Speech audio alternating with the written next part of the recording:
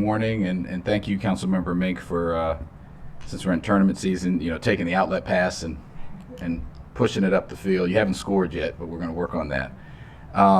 This is something, I think context is really important when we have our discussions. The previous council, when we worked on the growth and infrastructure policy, formerly the subdivision staging policy, made a decision to increase or reduce rather impact taxes, which were also a big driver and funder of school construction, because the stated goal, which I think we all share, that we wanted to encourage more production of housing. And that was the discussion. At the same time, the sponsors of that change also put forward a recordation tax proposal to backfill, because obviously you didn't want to take money from school construction without backfilling it. And there was a bill that was pending until the end of the council and was never taken up. It's something that we have to do. These are structural issues with the CIP.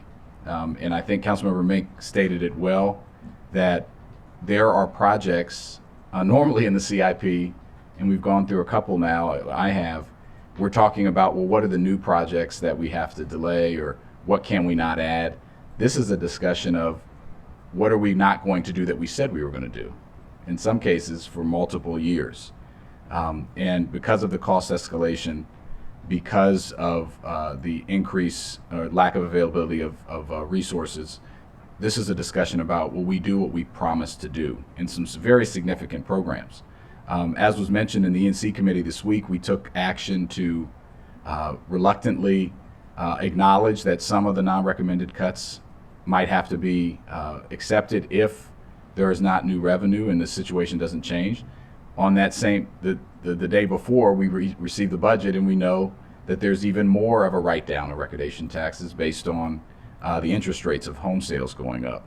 So I think the point that this is a starting point is the important point.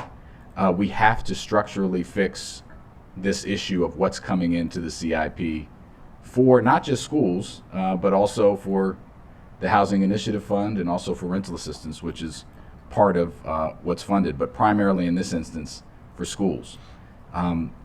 The aging buildings, the testimony that we heard during the CIP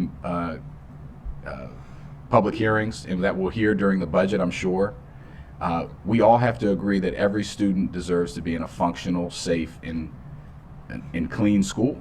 And it's just not the case today. And there's really important projects in this CIP that if we don't take action, this won't solve all of our problems, but it will certainly help us and prevent us from having to come back again next year in a full CIP and make even tougher decisions.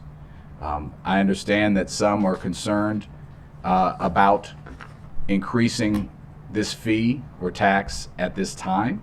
I think this is the time to do it. We have a record deficit in our school construction budget. We have an operating budget that we have to meet the needs for our schools. These things go hand in hand.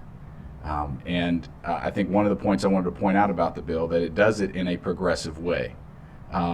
This is not the lower income house that you have, or you are, and colleagues can read this and we can go through it, but it's a lower fee depending on the size of the house. And I think that's important as well, which is already built in the recordation tax, but we continue that tradition here. So look forward to the discussions in GO, but this is really a critical component to making sure that we keep our promises and fund school construction and do what we said we were going to do when we took that funding, the previous council, out of the CIP.